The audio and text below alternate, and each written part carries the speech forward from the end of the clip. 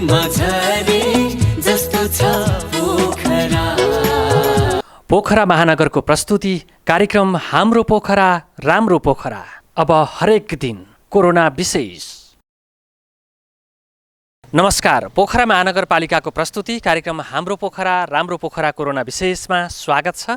म गोविन्द सुवेदी। आदरणीय दर्शकवृन्द, आजको बसाइमा पनि हामीले विगतका श्रृङ्खलाहरूमा जस्तै योग प्रस्तुति, त्यसैगरी कोरोना भाइरस सङ्क्रमणबाट जोगिनका लागि अपनाउनु पर्ने उपायको सन्दर्भ र क्वारेन्टाइनको विषयलाई जोड्ने प्रयास गर्दैछौँ।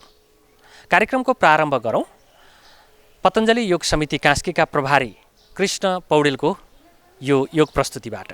हाम्रो पोखरा राम्रो पोखरा। आज हामी यो कोरोना भाइरसको विषम परिस्थितिमा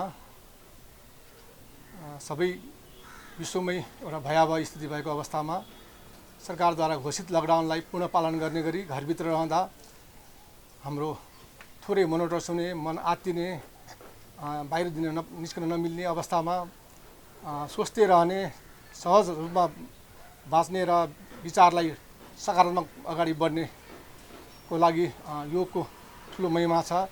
त्यसै अन्तर्गत घरभित्र रहँदा हामी योग गर्न सक्यौँ भने एउटा स्वास्थ्यता रहन्छ भने योगले हाम्रो रोग प्रतिरोधक क्षमता वृद्धि गरेर हाम्रो अहिलेको यो महामारीसँग कोरोना भाइरससँग लड्ने हामीसँग प्रतिरक्षात्मक प्रणाली बलियो गराउने हाम्रो शास्त्रहरूमा, ज्ञानहरूमा, दैनिक व्यवहारमा पनि प्राप्त भएको छ।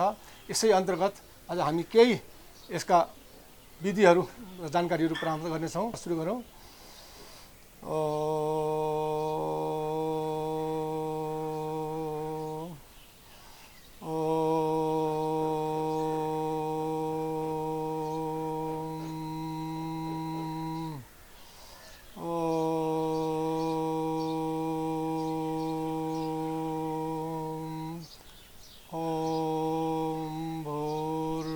स्वः तत्सवितुर्वरेण्यं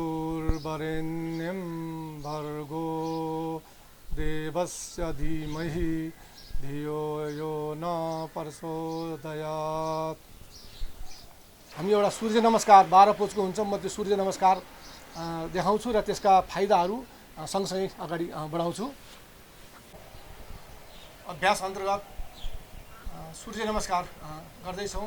सूर्य नमस्कार यसका 12वटा पोज हुन्छन् र सूर्य जस्तै शरीरमा तेज ताप ल्याउन र शरीरमा ऊर्जा प्राप्त गर्न र शरीरका सम्पूर्ण भित्री अङ्गहरूलाई यसले तापीय बनाएर विभिन्न रोगहरूबाट निवारण गर्न र हाम्रो खाएका पचाउन पनि यसले सहयोग गर्छ। हामीले सूर्यका 12 पोजका साथ पुनः एकपटक म गर्दछु।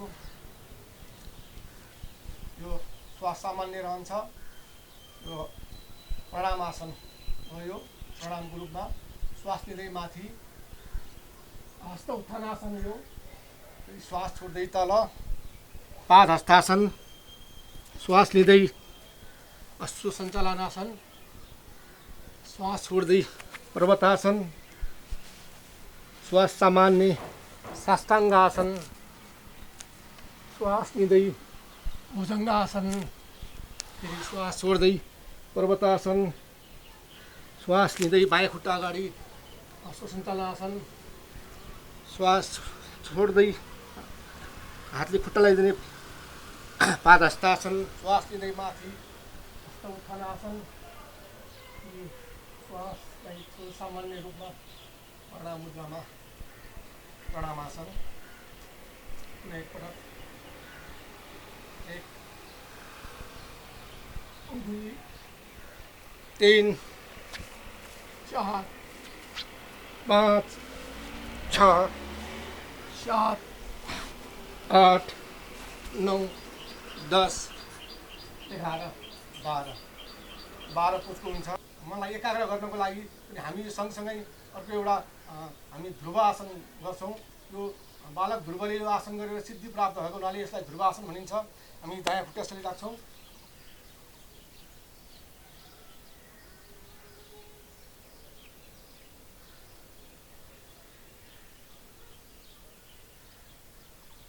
चेन्ज गर्छौँ अर्को खुट्टा।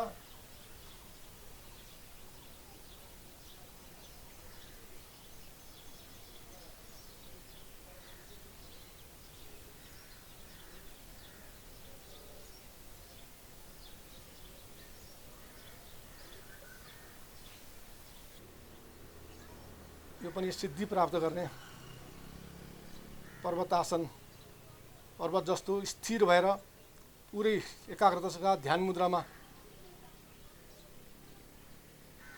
बस्न सक्यौँ भने हाम्रो मानसिक एकाग्रता हुन्छ, चञ्चलताहरू दूर हुन्छन्, डरहरू हटेर जान्छ र अहिलेको आवश्यकता पनि त्यही हो। यसपछि प्राणायामहरू हामी गर्छौँ। पहिलो प्राणायाम हामी गर्छौँ भस्त्रिका।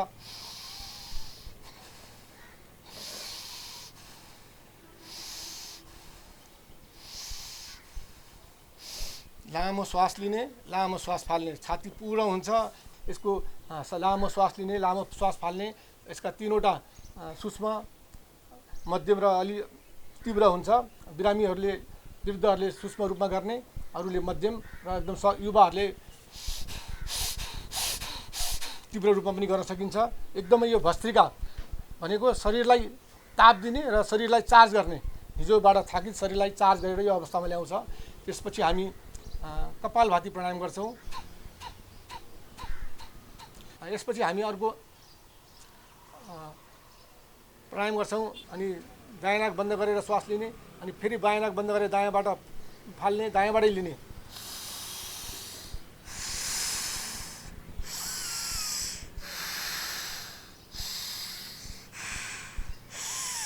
सबै श्वास लिइसकेपछि अनि भरि श्वास पुरा फोक्सो भरिसकेपछि अनि हामीले श्वास फाल्ने बेलामा भित्रको दूषित वायुहरू, दूषित विकारलाई लामो श्वासका साथ यसरी फाल्छौँ गरेर।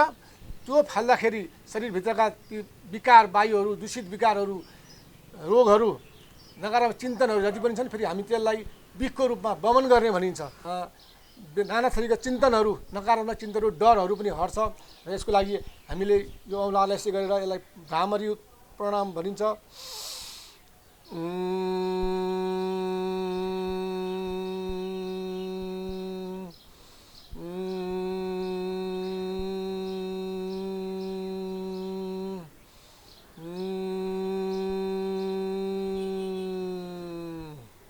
त्यसपछि हामी उद्गीत प्राणायाम गर्छौँ, ओमको उच्चारण गर्छौँ।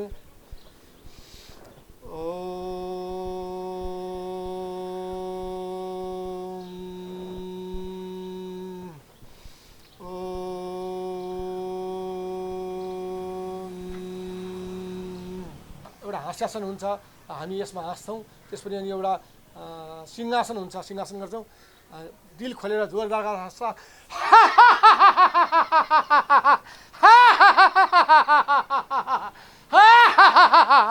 यसरी हाँस्न सक्यौँ भने हामी बाँच्न सकिन्छ। जो हाँस्न जान्दैन त्यो बाँच्न जान्दैन भनेर स्वामीजी महाराजहरूले भन्नुहुन्छ। एकदमै मनलाई, मस्तिष्कलाई शुद्ध बनाउने, स्वास्थ्य बनाउने। अन्तमा हाम्रो सिंहासन भन्ने हुन्छ। सम्पूर्ण शरीरको यो विकारहरूलाई बाहिर फाल्नको लागि, थाइरोइडहरू रोगहरू, यस्तै घाँटी सम्बन्धी रोगहरू, बोली वर्षहरूको लागि फाल्नको लागि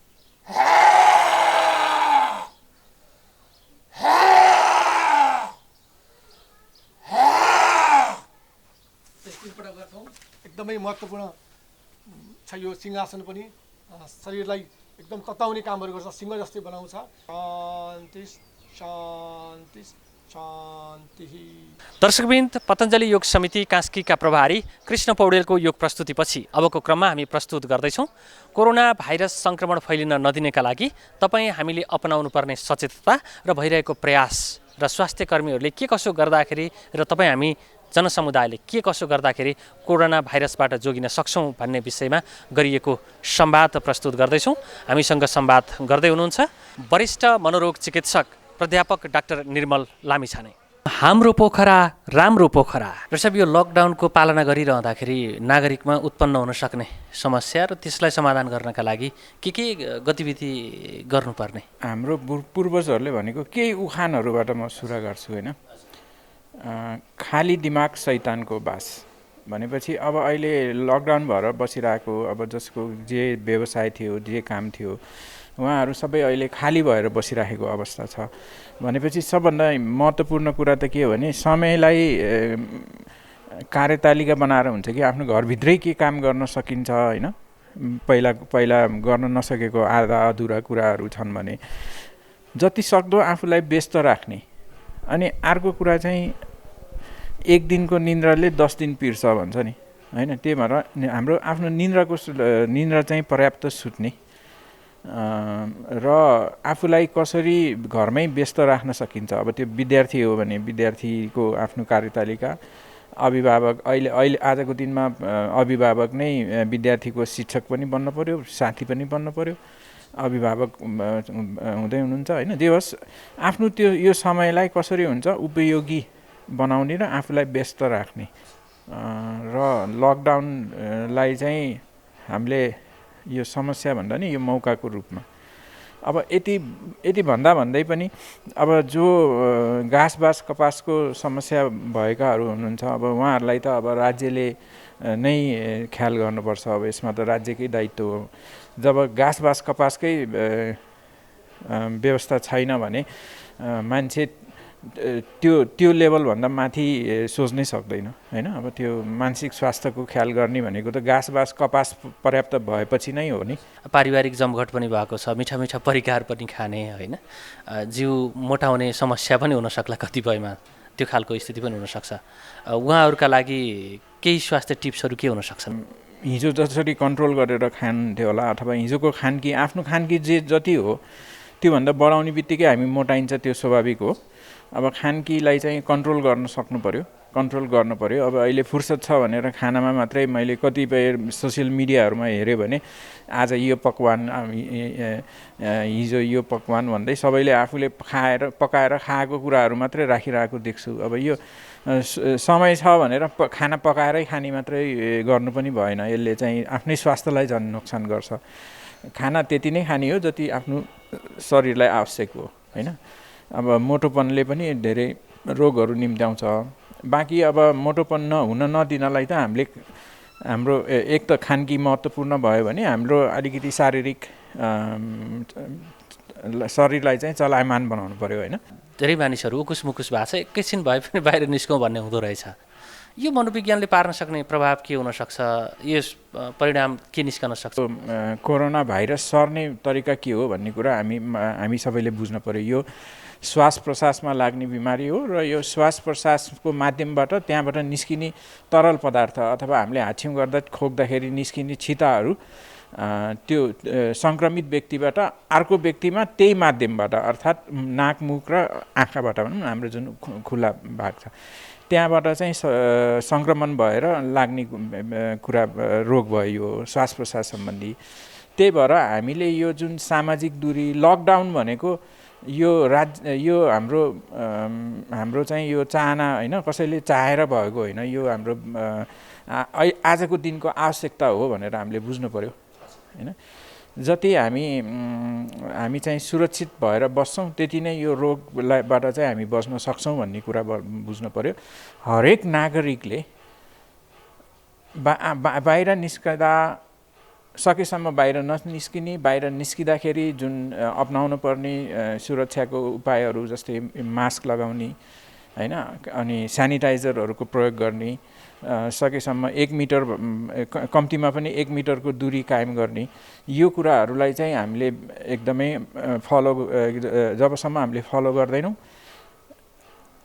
म एज अ चिकित्सक के भन्छु भने हाम्रोमा रोग लागिसकेर जुन अवस्था अमेरिका, इटली या अरू विकसित देशहरूमा हामीले देखिरहेछौँ, अस्पतालमा लगेर उपचार गरेर पनि कयौँ होइन लाखौँ व्यक्तिहरूको ज्यान गइरहेछ, त्यो अवस्थासम्म पुग्न नदिनलाई नै हाम्रो मूल मन्त्र भनेको चाहिँ यो हुन नदिनु नै हाम्रो ठुलो मन्त्र हुन्छ। किनभने नेपाली स्वास्थ्य क्षेत्र त्यो स्थिति त्यो स्टेजमा पुग्दाखेरि त्यसको सामना गर्ने क्षमता त्यति राख्दैन। यो कुरा मनन गरेर हामीले हरेक व्यक्ति सुरक्षित भए मात्रै यो कोरोनाको लडाइँमा हामी सफल हुन सक्ने हो। म मात्रै सुरक्षित भएर भएन, अझै म त यो टेलिभिजन मार्फत के आह्वान गर्न चाहन्छु भने हामीले हाम्रो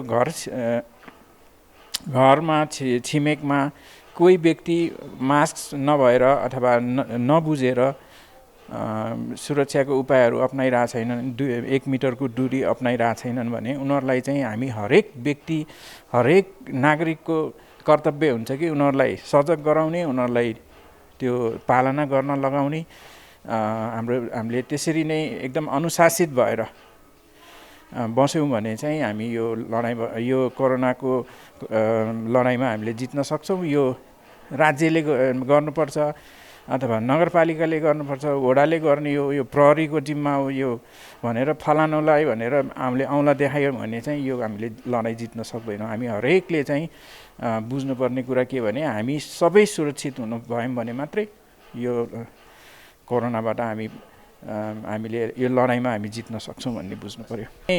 म वडा नम्बर 12 को बासी भएँ पोखराको। हामीले चाहिँ केही गर्नुपर्छ यसपालि यो समयमा भनेर वडामा जति पनि व्यक्तिहरू हुन्छ उहाँहरूलाई चाहिँ हामीले जसले मास्क र सेनिटाइजर, हात सफा गर्ने सेनिटाइजर भन्छ, यो अहिलेको आजको दिनमा चाहिँ यो अमृत जस्तै हो हाम्रो लागि हैन। हामीले किनभने जति बेला पनि हामीले साबुन र पानी नभेटेको अवस्थामा कुनै शङ्कास्पद वस्तु हामीले छोयौँ भने यो मास्क यो सेनिटाइजर लाउने भइहाल्यो। हामीले चाहिँ मास्क र सेनिटाइजर वितरण गरिरहेछौँ। यसले हामीले सबैलाई सन्देश दिन खोजेको के भने जबसम्म हामी हरेक व्यक्ति सुरक्षित छैनौँ तबसम्म यो कोरोनाको लडाइँमा चाहिँ हामी सफल हुन गाह्रो छ।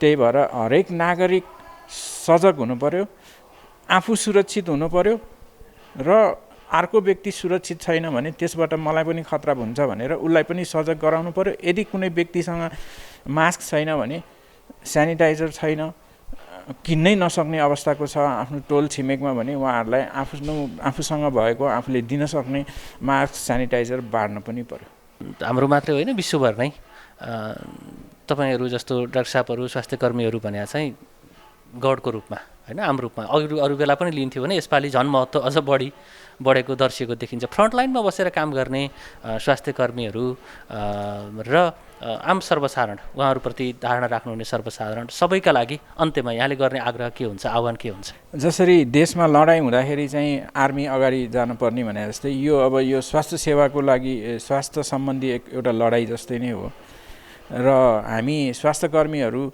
हामीले स्वास्थ्य सेवा पुर्याउने हाम्रो जिम्मा भएपछि हामी यसको लागि सबभन्दा अगाडि हामी छौँ। यसमा त हामी उम्किन नि पाउँदैनौँ, यसबाट हामीले छुटकारा पनि पाउँदैनौँ र हामीले गरिराखेकै छौँ। अब यसमा के छ भने हरेक स्वास्थ्य कर्मीहरूले पनि के बुझ्नु पर्यो भने त्यो स्वास्थ्य कर्मी स्वयं आफू सुरक्षित भयो भने मात्रै उसले अरूलाई सेवा दिन सक्ने हो। त्यही भएर हरेक स्वास्थ्य कर्मीले सुरक्षाको उपाय अपनाउनु पर्यो र सेवा त्यही अनुसार दिन पर्यो भने सर्वसाधारणले पनि म त के भन्छु भने एकदमै स्वार्थी भएर लाग्नु पर्यो कि म मात्रै होइन, त्यो फलानु पनि सुरक्षित भएर हिँडे छैन भने त्यसलाई चाहिँ सुरक्षित भएर हिँड्नलाई चाहिँ हामीले सजग गराउनु पर्यो। सजग गराएर पनि भएन भने बरु हामीले चाहिँ अरू के गर्नुपर्ने हो, वडामा हामीले गर्नुपर्ने हो कि कहाँ गर्नुपर्ने हो त्यो पनि गर्नुपर्ने जरुरी देख्छु। अझै म त राज्यलाई के आह्वान गर्छु भने मास्क चाहिँ अनिवार्य, हरेक सिटिजनले बाहिर निस्किँदाखेरि मास्क लगाउन भन्नु पर्यो र त्यो 1 मिटरको दूरी जुन छ त्यो चाहिँ पालना गर्न भनेर चाहिँ हामीले एकदमै कडाइको साथ पालना गराउनुपर्छ भन्ने मलाई लाग्छ। दर्शकवृन्द, हामीले प्रस्तुत गरौँ हामीले कोरोना भाइरस कोभिड-19 विरुद्ध लकडाउनमा बसिरहँदाखेरि के कस्ता कुरामा ध्यान दिनुपर्छ र के कस्ता क्रियाकलाप गर्दाखेरि हामी कोरोना भाइरसबाट जोगिन सक्छौँ भन्ने सन्दर्भको जानकारी प्रस्तुत गऱ्यौँ। कुराकानी गर्दै हुनुहुन्थ्यो, जानकारी दिँदै हुनुहुन्थ्यो वरिष्ठ मनोरोग चिकित्सक प्राध्यापक डाक्टर निर्मल लामिछाने। अबको क्रममा भने हामी पोखरा महानगरपालिकाभित्र क्वारेन्टाइनको व्यवस्थापन कसरी गरिरहेको छ भन्ने सन्दर्भको जानकारी प्रस्तुत गर्दैछौँ। हाम्रो पोखरा राम्रो पोखरा। पोखरा महानगरपालिकाका 3 ठाउँमा झन्डै 300 बेड क्षमताका क्वारेन्टाइन बनाइएका छन्। कोरोना संक्रमण रोकथाम र नियन्त्रणका लागि पोखरा महानगरले पोखराको सृजना चोक स्थित लेक सिटी हस्पिटल एन्ड क्रिटिकल केयरमा 190 र नदीपुर स्थित पद्म नर्सिङ होममा 50 बेडको क्वारेन्टाइन बनाएको हो। त्यसैगरी मालीपाटन स्थित कृषि तालिम केन्द्रमा 48 बेड क्षमताको क्वारेन्टाइन स्थापना गरी गण्डकी प्रदेश सरकारले व्यवस्थापनको जिम्मा पोखरा महानगरलाई नै दिएको छ। क्वारेन्टाइनमा अहिलेसम्म 26 जना बसेका छन्। त्यसमध्ये 4 जना बाहेक सबैजना 14 दिनको क्वारेन्टाइन बसाएपछि सामान्य अवस्थामा घर फर्केका छन्। सबैको प्रोटोकल अनुरूप परीक्षण गरिएको पोखरा महानगरपालिकाका उपप्रमुख मन्जुदेवी गुरुङले जानकारी दिनुभयो। हामीले सुरुमा यो क्वारेन्टाइनको व्यवस्थापन गर्यौँ र क्वारेन्टाइनको व्यवस्थापन समितिको संयोजक चाहिँ हाम्रो वडा नम्बर 19 को वडा अध्यक्ष हाम्रो सचेतक पनि हुनुहुन्छ शुभमोहनजी र हामीसँग अहिले एराउन्ड 300 जनाको चाहिँ राख्न सक्ने क्वारेन्टाइनको हामीले व्यवस्थापन गरेका छौँ र हामीले सुरुमा यहाँ आइसकेपछि बाहिरबाट आएका व्यक्तिहरूलाई चाहिँ नि हामीले आरडिटी गऱ्यौँ। हामीले आरडिटी गर्दाखेरि अहिलेसम्ममा हाम्रो डाटा अनुसार आरडिटी गरेको चाहिँ 696 जना, त्यसमा चाहिँ 551 जना महिला पुरुष र बाँकी 145 जना महिला हुनुहुन्छ र उहाँहरूलाई चाहिँ नि हामीले त्यसरी गरिसकेपछि आवश्यकता अनुसार हामीले फेरि उहाँहरू चाहिँ नि होम क्वारेन्टाइन बसेकोहरूलाई चाहिँ नि हामीले आरडिटी गर्ने कुरा रह्यो। त्यो पछि पोखरा महानगरपालिकाले नै हाम्रो एराउन्ड 300 क्वारेन्टाइन क्षमता भएको चाहिँ हामीले व्यवस्थापन गरिसकेपछि त्यहाँ अहिलेसम्ममा जम्मा 26 जना चाहिँ क्वारेन्टाइनमा बसेको अवस्था छ। 26 जनामा सुरुमा 16 जना बसेको थियो। त्यो 16 जना चाहिँ नि उनीहरू आफ्नो त्यो क्वारेन्टाइनमा बस्नुपर्ने अवस्था चाहिँ नि समय पार गरेर उहाँहरू निस्केर जानुभयो। त्यो पछि फेरि 10 जना थियो। 10 जनामा पनि 6 जना सुरुमा थियो। त्यो 6 जना पनि त्यो जुन बस्नुपर्ने अवस्था पार गरेर गइसक्नु भएको छ र अहिले 4 जना हुनुहुन्छ। 4 जनामा अहिलेसम्ममा बसेको महिला चाहिँ नि 2 जना हो र अहिले 4 जनामा 2 जना महिला 2 जना पुरुष चाहिँ पोखरा महानगरपालिकाको क्वारेन्टाइनमा बस्दै हुनुहुन्छ। हामीले सबै कुरोको टुथपेस्टदेखि लिएर साबुनदेखि लिएर टावेल सबै चप्पलदेखि लिएर हामीले सबै कुरोको व्यवस्थापन गरिदिएको छ र उहाँहरूलाई चाहिँ नि खानाको खाजाको सबै व्यवस्थापन हामीले प्याकेजको खाना बनाएर उहाँहरूलाई पुर्याउँछौँ। उहाँहरू त्यसरी चाहिँ नि खाएर दिउँसो त्यहीँ बस्ने गरेर बस्नुहुन्छ। हो जस्तै अब क्वारेन्टाइनमा बस्नुहुन्छ उहाँहरूको समयावधि पुगिसकेपछि उहाँहरू कहाँ जाने भन्ने विषय पनि रहन्छ। उहाँहरू काम गर्न चाहनुहुन्छ भनेदेखि हामीले कामको व्यवस्था पनि गरेको छ र अबको विषय भनेको यो चाहिँ अब लकडाउनको बेलाको कुरा भयो। भोलि एक दिन त पक्कै पनि लकडाउन खुल्दाखेरि धेरै ठाउँबाट विदेशबाट पनि नेपाल फर्कन चाहनेहरूको सङ्ख्या धेरै छ भनेको सुनिएको पनि छ। उहाँहरू आउनुभयो भने अब हामी कसरी जाने होइन। उहाँहरू सँगसँगै किनभने उहाँहरू सङ्क्रमित देशहरूबाट आएको व्यक्तिहरू नागरिकहरू हुनसक्छ। उहाँहरूलाई हामीले कसरी व्यवस्थापन गर्ने भन्ने विषयमा पनि हामीले सोचिरहेछौँ र यो विषयमा हामी छिट्टै होटल व्यवसायहरूसँग पनि बसेर कुरा गर्ने हामी चाहिँ यो विषय हामीले अब छिट्टै चाहिँ नि हामी कुरा गर्ने क्रममा छौँ। क्वारेन्टाइनमा बसेका व्यक्तिहरूलाई दिइएको सुविधा र खटेका कर्मचारीको अनुभव यस्तो छ। हामीहरू 2 जना स्वास्थ्यको चाहिँ 2 जना कर्मचारीहरू यो क्वारेन्टाइनमा विगत 10 दिनदेखि यता छौँ।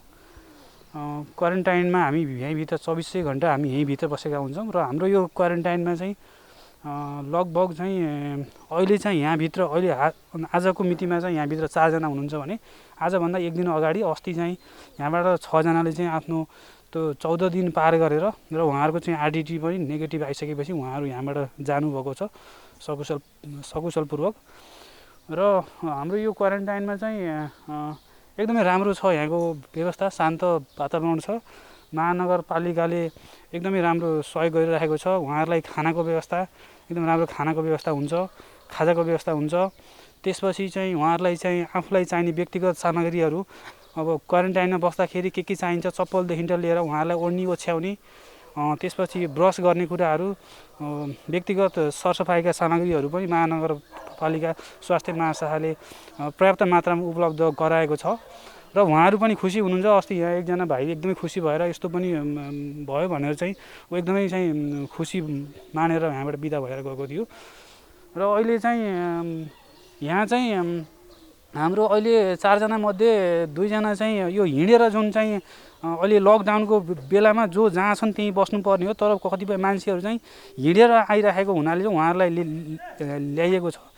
उहाँहरूलाई चाहिँ हामीले हाम्रो चाहिँ महाशाखाबाट चाहिँ उहाँहरूलाई यहाँ ल्याइयो र यहाँ चाहिँ उहाँहरूलाई पिसिआर के अरे आरडिटी गरियो र पिसिआरको पनि गरेको खबर आइसकेको छ। आधिकारिक रिपोर्ट पिसिआरको अहिलेसम्म आएको छैन र उहाँहरू चाहिँ भित्रै हुनुहुन्छ। उहाँहरूलाई हामीले हेरिरहेका छौँ। उहाँहरूलाई दिनमा एकचोटि उहाँहरूको ज्वरो टापिन्छ र उहाँहरूलाई रुगाखोकी घाँटी दुख्ने श्वास प्रश्वासको समस्याहरू टाउको दुख्ने केही छ कि छैन भनेर नियमित रूपमा जाँच गरिन्छ। पोखरा महानगरपालिकाले क्वारेन्टाइन व्यवस्थापनका साथै कोरोना संक्रमण विरुद्ध लड्न आफू मातहतका सबै स्वास्थ्य इकाइहरूलाई समेत तयारी अवस्थामा राखेको छ। कोरोना भाइरस विरुद्ध आफ्ना मातहतका स्वास्थ्य इकाइमा भएको व्यवस्थापन र क्वारेन्टाइनको व्यवस्थाको विषयमा महानगरको स्वास्थ्य महाशाखाका सिअएब अधिकृत हरिलाल आचार्य यसो भन्नुहुन्छ। कोरोना भाइरसको संक्रमण नियन्त्रण तथा रोकथामको क्रममा पोखरा महानगरपालिकाले विभिन्न गतिविधिहरू सञ्चालन गर्दै आएको छ। पोखरा महानगरपालिका अन्तर्गत चाहिँ 43वटा स्वास्थ्य संस्थाहरू रहेका छन्। ती सबै स्वास्थ्य संस्थाहरू चाहिँ अहिले सञ्चालनमा छन्। त्यो बाहेक शङ्कास्पद बिरामीहरू, शङ्कास्पद व्यक्तिहरू ट्राभल हिस्ट्रीका आधारमा उनीहरूलाई चाहिँ क्वारेन्टाइनमा राख्ने, 14 दिनसम्म क्वारेन्टाइनमा राख्नको लागि पोखरा महानगरपालिकाले 3 ठाउँमा चाहिँ क्वारेन्टाइनको व्यवस्थापन गरेको छ। हामीले चाहिँ विदेशबाट आएका व्यक्तिहरू अथवा चाहिँ बाह्य क्षेत्रबाट सङ्क्रमण फैलिएका ठाउँहरूबाट आएका व्यक्तिहरूलाई चाहिँ को तथ्याङ्क सङ्कलन गर्ने, उहाँहरूलाई घरमै सुरक्षित तरिकाले होम क्वारेन्टाइनमा राख्ने र उहाँहरू सबैको चाहिँ हामीले आरडिटी ऱ्यापिड डायग्नोस्टिक टेस्ट चाहिँ गरेका छौँ। अहिलेसम्म पोखरा महानगरपालिकाले 696 जना व्यक्तिहरूको ऱ्यापिड डायग्नोस्टिक टेस्ट सम्पन्न गरेको छ। तीमध्येमा अहिलेसम्म कोही पनि पोजिटिभ चाहिँ देखिएको छैन। दर्शकवृन्द, हामीले प्रस्तुत गऱ्यौँ पोखरा महानगरपालिकाले क्वारेन्टाइनको व्यवस्थापन कसरी गरिरहेको छ भन्ने सन्दर्भको एक सामग्री। यो सामग्रीभन्दा अगाडि हामीले प्रस्तुत गऱ्यौँ पतञ्जलि योग समिति कास्कीका प्रभारी कृष्ण पौडेलले प्रस्तुत गर्नुभएको योग प्रस्तुति। त्यसै गरी लकडाउनको समयमा तपाईँ हामीले स्वास्थ्यका दृष्टिकोणले के कुरामा ध्यान दियौँ भने हामी सुरक्षित रहन सक्छौँ, के गर्नुपर्छ भन्ने सन्दर्भको कुराकानी हामीले प्रस्तुत गऱ्यौँ। वरिष्ठ मनोरोग चिकित्सक प्राध्यापक डाक्टर निर्मल लामिछानेसँग कुराकानी तपाईँले हेरिसक्नु भएको छ। यतिन्जेलसम्म हामीलाई हेरिदिनु भयो, तपाईँ सम्पूर्णप्रति विशेष आभार प्रकट गर्छौँ। पोखरा महानगरपालिकाले लकडाउनको समयलाई मध्यनजर गर्दै बिहान 10 बजेदेखि 11 बजेसम्म पोखराका सबै स्थानीय टेलिभिजनहरूमा शिक्षा सम्बन्धी कार्यक्रम पनि प्रस्तुत गरिरहेको छ। त्यो कार्यक्रम पनि हेरिदिनुहोला। आजका लागि भने हामी सबै आज्ञा माग्छौँ। नमस्कार। हाम्रो पोखरा राम्रो पोखरा। स्वर्गको टुक्रा धरतीमा झरे जस्तो छ पोखरा। स्वर्गको टुक्रा धरतीमा झरे जस्तो छ पोखरा। कुमारी